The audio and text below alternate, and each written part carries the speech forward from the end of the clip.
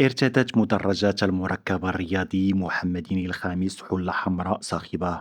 الجماهير الودادية حضرت بالآلاف، تعلو أصواتها بالأهازيج والطبول، وكأنها تعلن عن انطلاق موسم كروي جديد لا يقبل سوى بالانتصارات.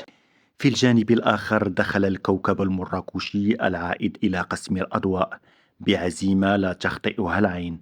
الدقيقة 16 كانت لحظة فارقة حين حصل الفريق الضيف على ركلة جزاء حبست أنفاس الجميع.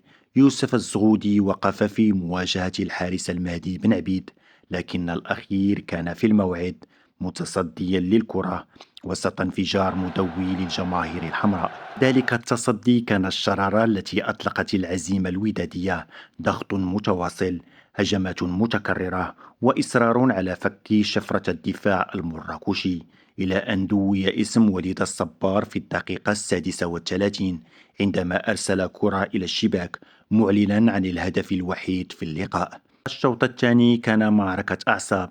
الكوكب حاول العودة، والوداد تمسك بتقدمه، ومع اقتراب النهاية تلقى المدافع الكيني بطاقة حمراء في الدقيقة 81 لتزداد معاناة الفريق المراكشي وسط احتجاجات من جماهير قليلة حاضرة. انتهت المباراة بصفارة الحكم لتنفجر فرحة اللاعبين والجماهير على حد سواء.